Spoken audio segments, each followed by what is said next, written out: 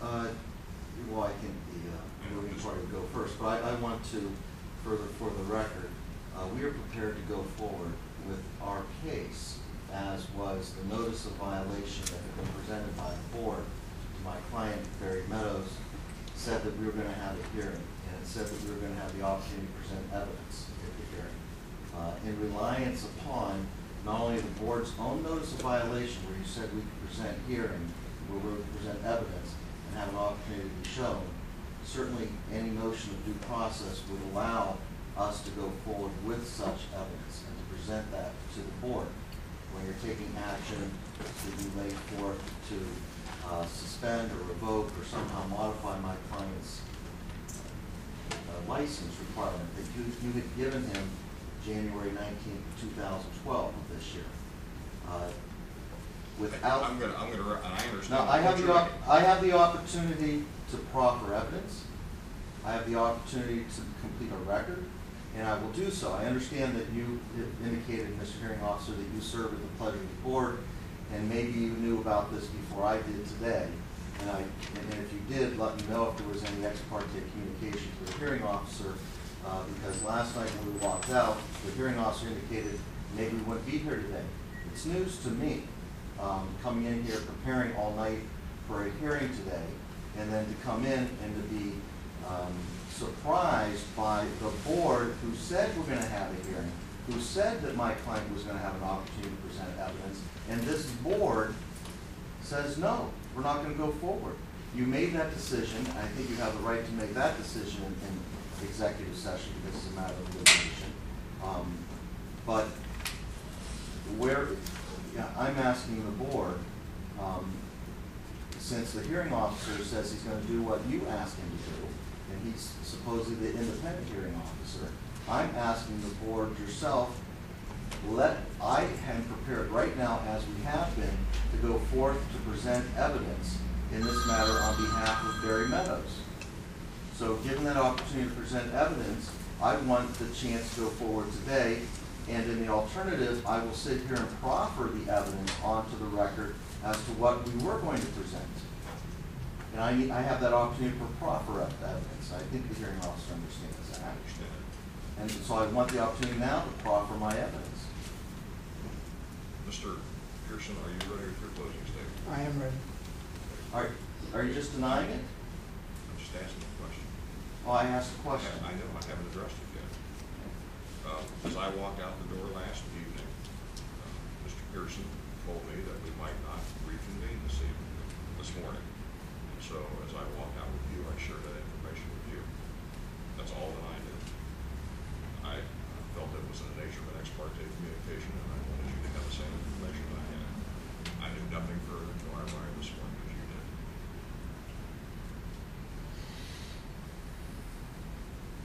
With respect to your request to proffer,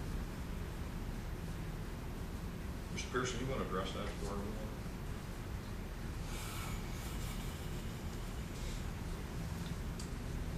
I would address it from the point of view that the board has the authority to set the rules for the hearing as well as to,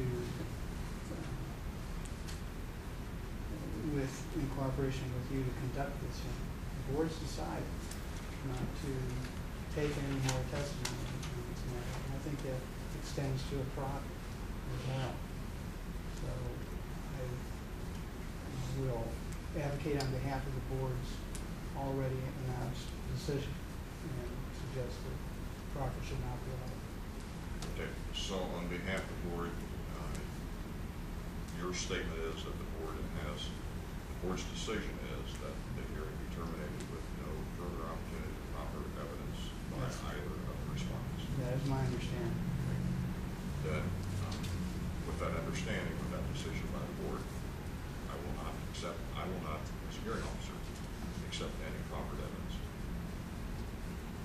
Mr. Pierson, your closing statement, please. Thank you. The board and the hearing officer.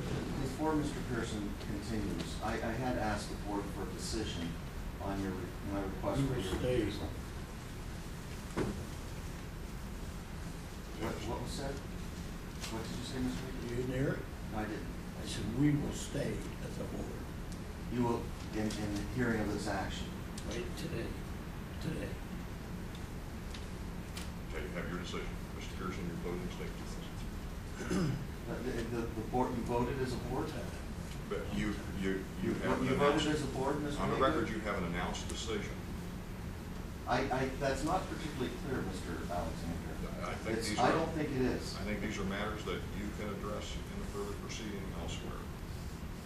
You're assuming there will be a proceeding. I have no idea. Mr. Pierson, closing statement, please. Just for the record, Mr. Haygood indicated that the board will stay, didn't indicate if there was a vote of the board, if all board members participated in that vote, that they are not going to recuse themselves in this administrative hearing process.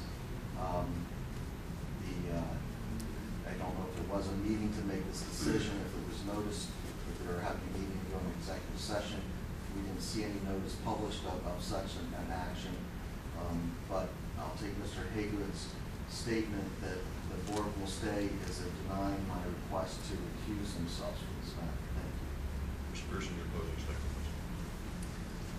please. May it please the board, hearing officer, counsel for respondent, and Mr. Meadows. The board and hearing officer have heard testimony and seen exhibits addressing the issue of whether the August 10th notice of violation was supported by reliable, substantial, and probative evidence. Witnesses called by the board included the Ohio Department of Health official in charge of the home sewage disposal program, 3 homeowners, and an installer who was hired to perform work not performed by Digging Dirt and/or Barry Meadows. You heard Ms. Fugit of the Ohio Department of Health testify about Mr. Meadows and Digging Dirt's record, testify that Mr. Meadows and Digging Dirt's record is worse than most installers across the state. Ms. Bennett and Mr. Scott testified that Mr. Meadows took their money and did not do the work he was contracted to do. Ms. Bennett had to hire Ed Atkins to install the system, and because Mr. Meadows took $7,000 of the $14,000 in escrow, Ms. Bennett does not have the funds necessary to pay Mr. Atkins. Neil Countryman and Harold Scott testified they also paid money to Digging Dirt but had to pursue legal action, a claim on the bond by Mr. Countryman and a prosecution by Mr. Scott, when Mr. Meadows, again, did not perform as a reasonable licensed installer is expected to perform. Mr. Countryman and Mr. Scott still do not have functioning and approved systems. Both Mr. Meadows and Digging Dirt are registered installers. In essence, the health department granted them authority to provide a service necessary to protect the public health. They have failed to provide that service, and thereby have threatened the public health of Trumbull County residents. In addition, Mr. Meadows has not shown good conduct that's required of any holder of a license or permittee. Most responsible installers would respond to 20 notices of violation by correcting their practices and addressing each of the locations where their services fell below the expected standard. Mr. Meadows and Digging Dirt have chosen a different path, one of denial and refusal to address the problems that they created. It is the Health Commissioner's recommendation that you vote to revoke the installer registrations, both of Digging Dirt, LLC, and of Barry Meadows. Thank you. Thank you, sir. Mr. Engler, your closing statement. Thank you to the board, to the hearing officer.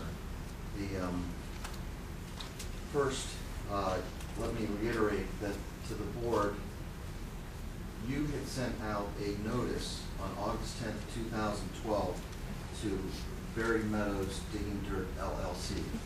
In that notice that you sent out, you said that there will be a hearing and there will be evidence demonstrating that deficiencies and code violations are repeatedly occurring on installations of sewage treatment systems installed by you. This notice was sent after you had been each sued in federal court for violating my client's civil rights when he and his wife complained about cronyism and lack of efficient process and methods at the Board of Health. And certainly your actions today further fortify our position that this board is rogue. This board is acting without any authority. This board acts without any jurisdiction. I don't know where you get your counsel to make your decisions, to take the actions that you have taken to this point, and the actions that you took today to terminate a hearing that you said at the hearing you may present evidence and examine witnesses appearing before and against you. Those are your own words that you gave to Barry Meadows earlier in this process.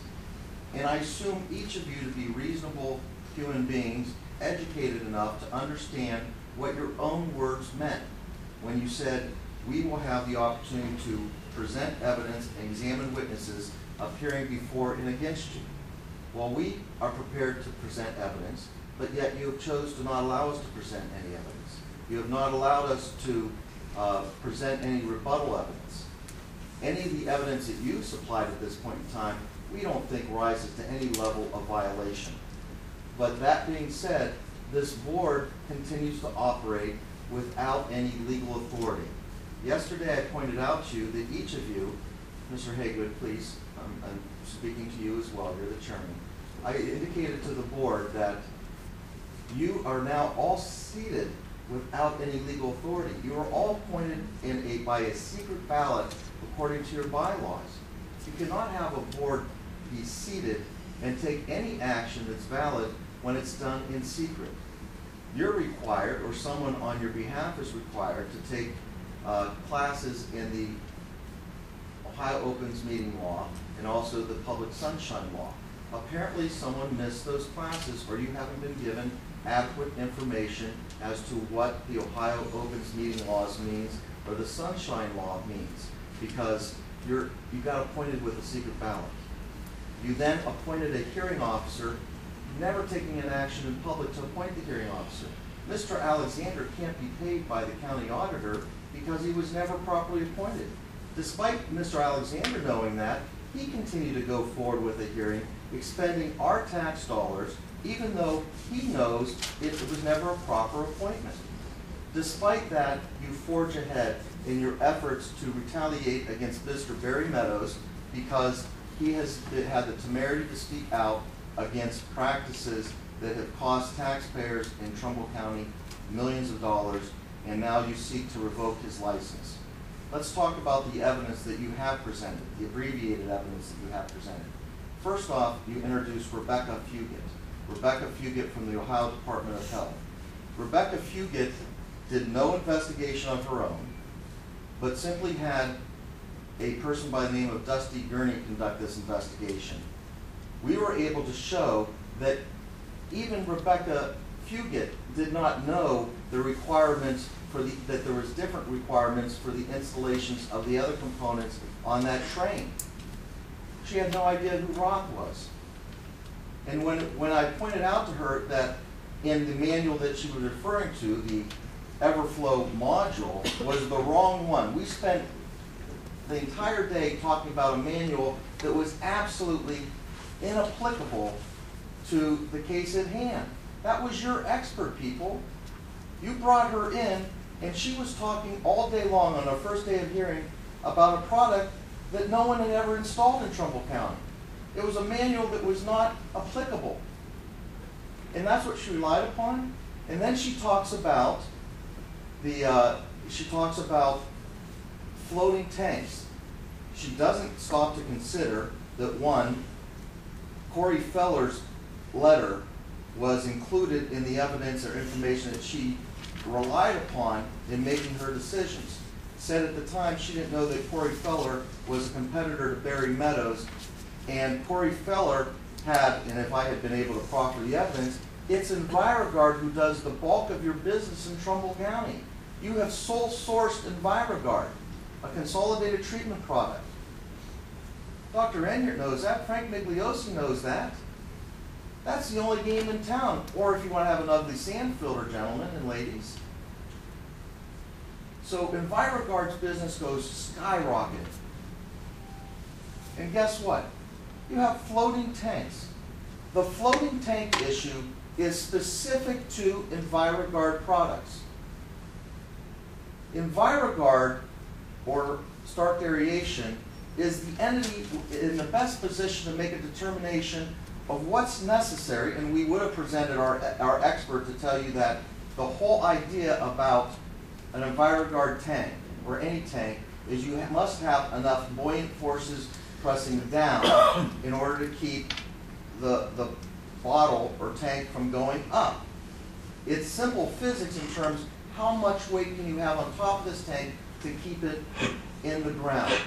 It has really very little, if anything, to do with what's on the side of the tank, because in the conditions of Trumbull County, particularly in the wettest conditions known on record, when these pop tanks were happening, and what you did hear from Rebecca Fugit was that when Stark Aeration made the change, guess what? No more floating tanks. The fix was rather simple. It was to increase the float, to increase the ballast in the dosing tanks. It wasn't the modular unit that was floating. It was the dosing tanks that floated. When Stark Aeration, after April of 2011, made the change, the problem was resolved. Stark Aeration made that change.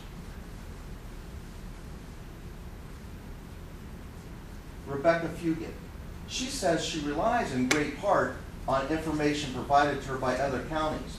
On cross-examination, I hope that you are fair enough to realize that she didn't rely on any actual numbers. Because when we presented the numbers to her, and you didn't allow Barry to testify, that the information that we gleaned from Portage and Mahoney County, and they provided within a 24-hour time period, by the way, in a public records request, that information showed that they installed 3 EnviroGuard systems during that time period, that you were installing 60 EnviroGuard systems. So what happened in Mahoney and Portage was not applicable to what was happening in Trumbull County. And by the way, in every instance in Trumbull County, your own employee or employees had been at the site and approved the installation without a complaint, without an objection. No evidence was presented in this 1/4 of a hearing. It wasn't a full hearing. In this 1/4 of a hearing, to suggest that Barry Meadows had done anything wrong. We talked about the size of the excavation. I got Rebecca Fugit to admit that there's no limits to the size of the excavation. Rebecca Fugit said there shouldn't be any surface water going into the access covers. It's not around the entity. There's no cooling water, but there was no water at the access cover level. And you never saw anything of water going into the unit itself. The instructions said you could have backfill or native backfill. You could have 2. It said or. When she was testifying initially, and I think you saw from her testimony, she was completely defensive when I was asking her questions. Even when I tried to get her to admit that she was relying on information that was incomplete, she refused to do so, namely the numbers from Mahoney and Portage County being opposite to the facts at hand. So Rebecca Fugit, I think, supported the case that there was a rush of judgment, and in the exhibits that I gave to the hearing officer and I gave to your attorney Pierson, I showed in Dr. Enyart's office a whiteboard of information that he had written on his board back in 2011, calling Barry Meadows incompetent and putting an entire schematic about Barry Meadows' incompetency, never bothering to get to the point of, is it Stark?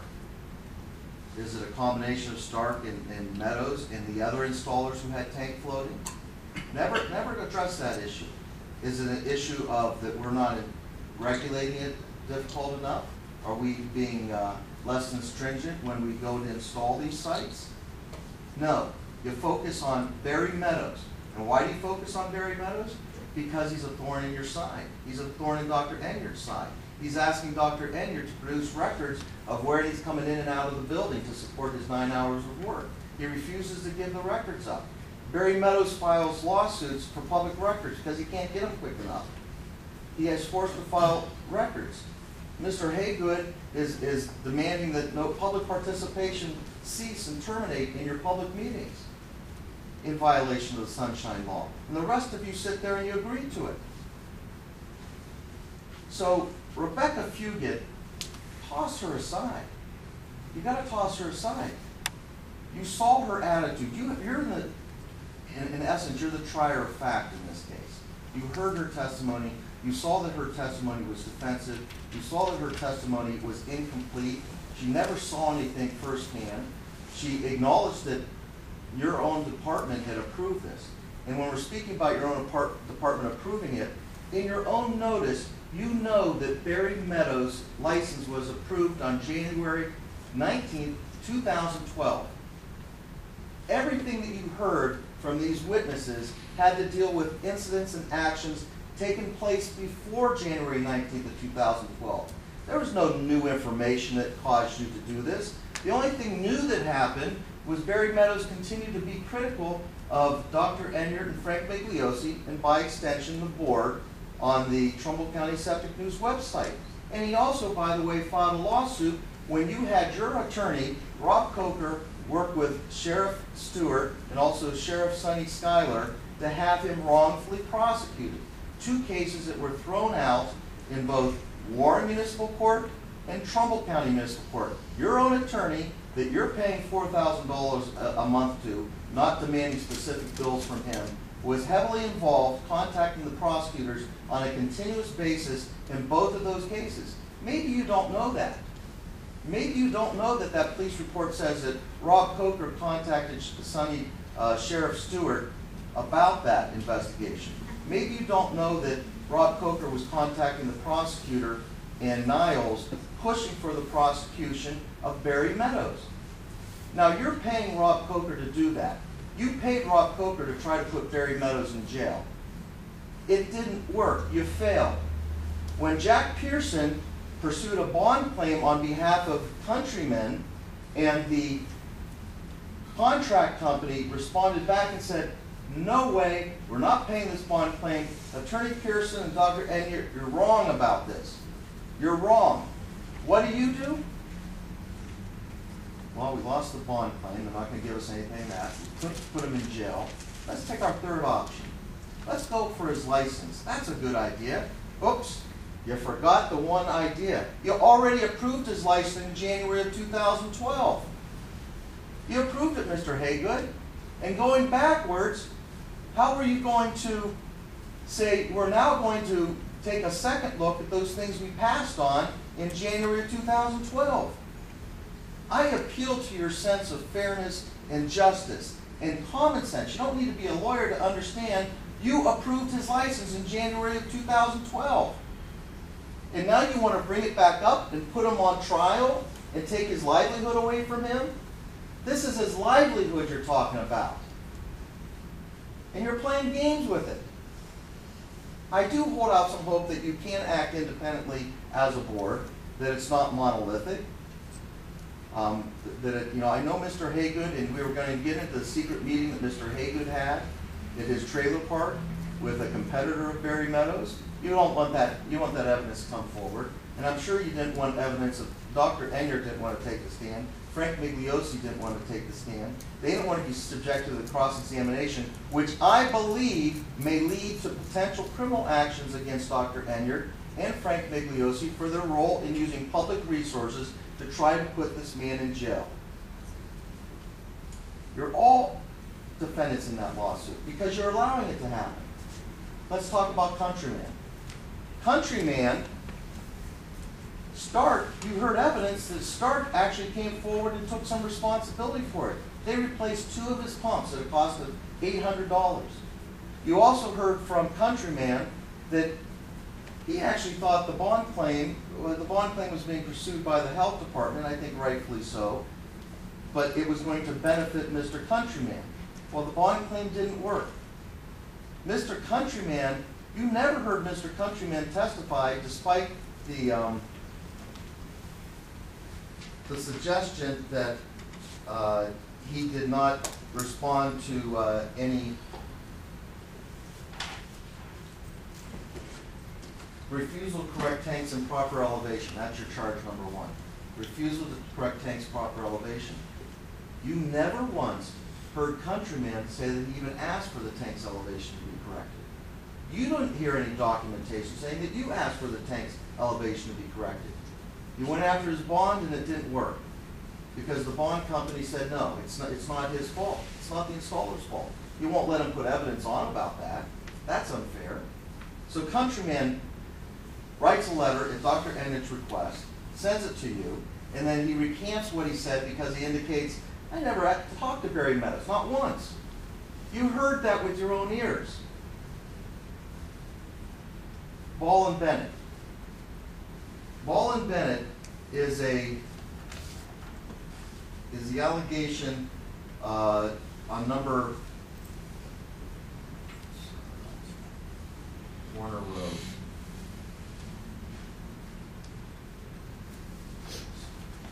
Number 18, Warner Road. Angel Bennett and William Ball. 50% money paid, no permit to install, pulled by installer of record, and no work done.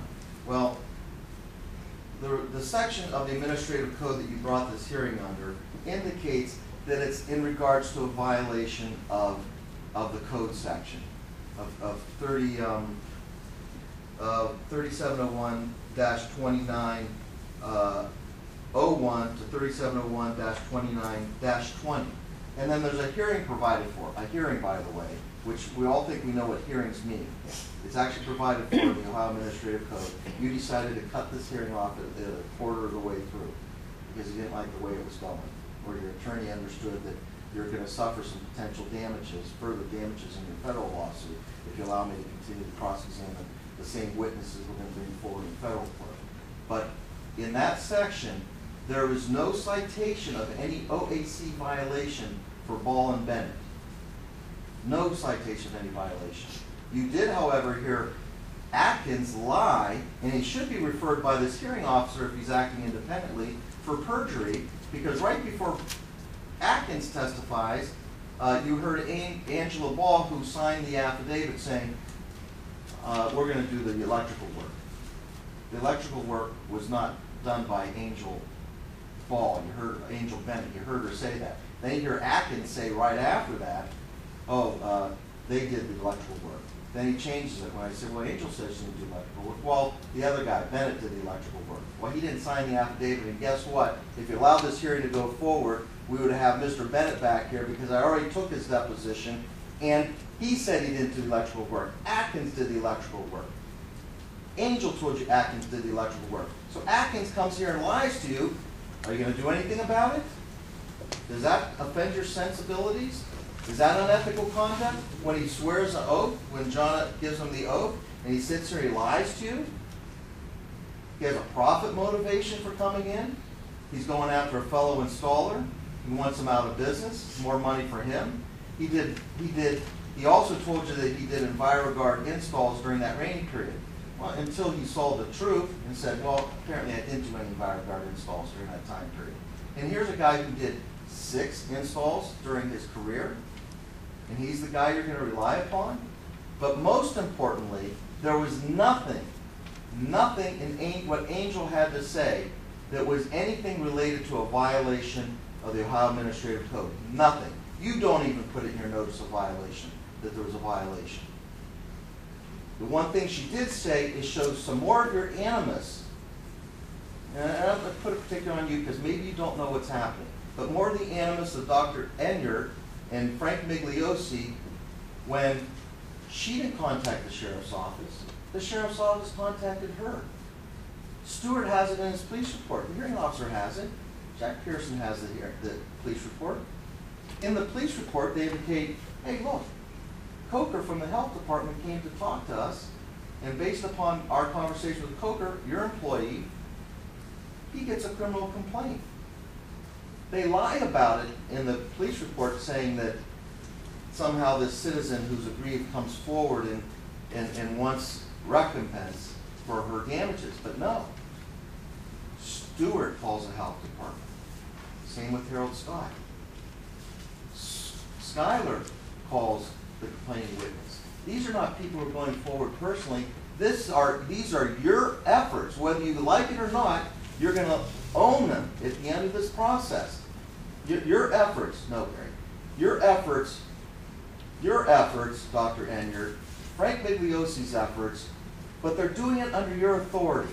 Under your authority, these people took the time and effort to try to prosecute him, and the prosecution failed. It gave me prima facie case to file my lawsuit against you for wrongful prosecution. You, 5 of you, you go to sleep with that at night. That you participated in an action that had no basis whatsoever, such little validity that it got thrown out of court. Harold Scott, you said there was no work done? You call a sand filtration device sent to his house, there's no work done? A replatting at the cost of $550, no work done? An MPDES certificate taken out, no work done?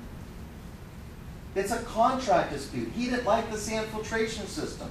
His attorney, the title agent, said, follow the contract, you have to live with it, Scott. He didn't like it. So he went to Jardine, who was one of the guys that got one of your bids when you changed the regulations, and Dr. Engler knows about it. You'll hear about it later, Doctor. The Jardine completes the job, or I don't think it's ever been completed. But he took $6,500. He did work. But your violation, once again, doesn't say anything about Bianco Road. Does not actually list a violation of the section that you said you were going to cause a violation to exist. So on 2 of your cases, Harold Scott and Angel Ball and Bennett, no violations listed, even in your own notice of violation. That's a mistake. That's an error. It's not a fault of Barry Meadows. So those 2 are out. Rebecca Fugit's testimony, going back to the first 8 of these, that's out. We sat here and you listened to her rely upon the wrong manual for the entire day, and she's your state expert. And then she doesn't even bother to get the real numbers from Mahoning and Portage County. Never indicates whether the problem, why was the problem solved when Stark changed the float levels? Why was that? Why did the problems get solved? I submit to you that this process has been totally and completely unfair.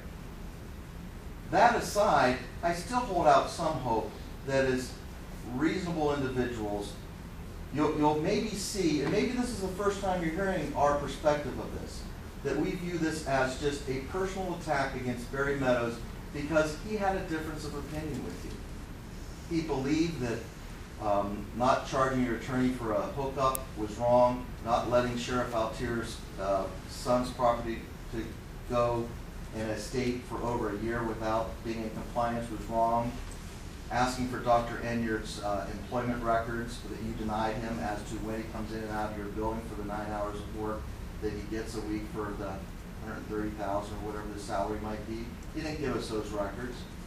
Those things would make you sore, but guess what? We're in public life. You're in public life. You got to be able to stand up. You got to be able to take the heat.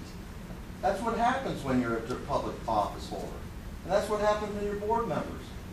And I am going to file the lawsuit on Monday about your appointment in secret session.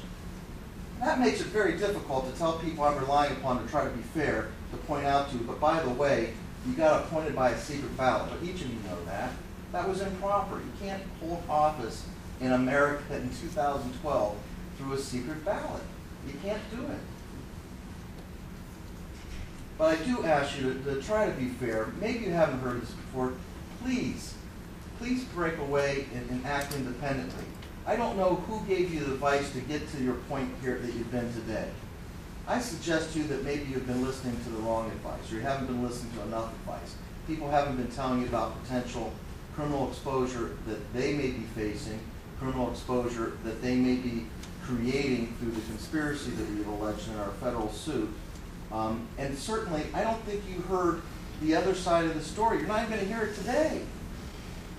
How do you do that? How do you send out a notice and say, we're going to have a hearing, we quit, we don't want to go anymore, we're going to make a decision now. And I think the law is very clear. It says that when an administrative officer acts without regard to the evidence after holding what purports to be a hearing, but which in actuality is no hearing at all, it cannot be said that the parties have had a fair hearing. This is not a fair hearing. You stop. You stop the hearing.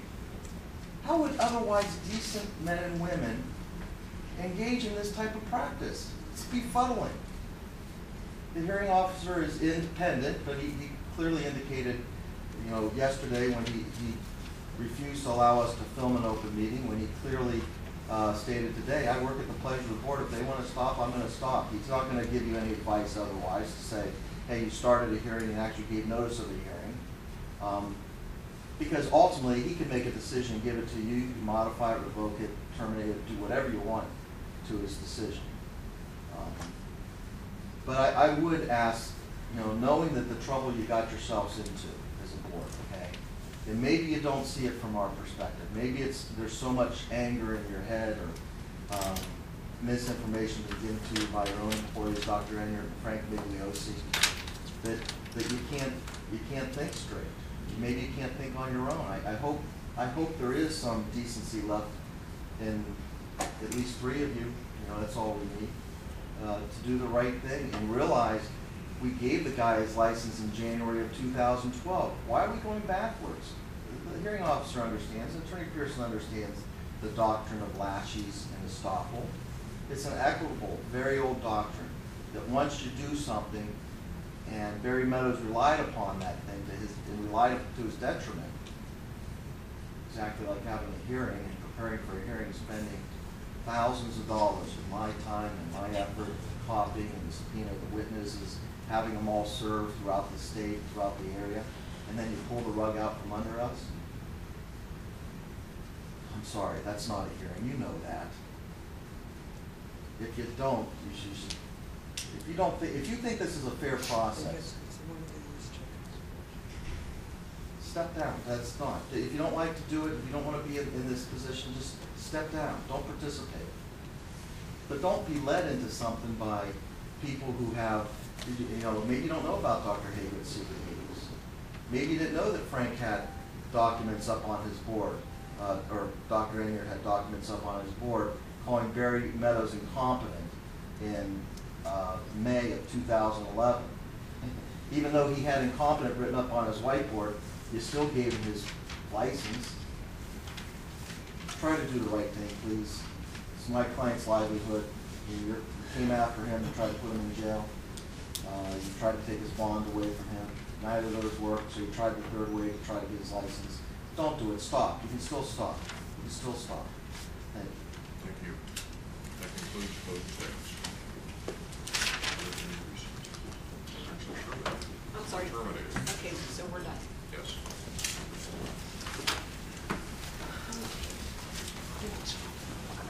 I'm so proud of you. I'm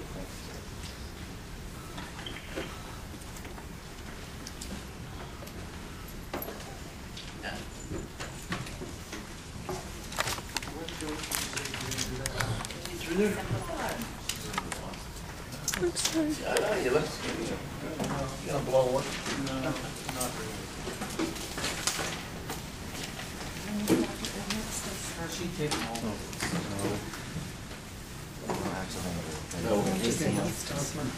okay, fine. Dave,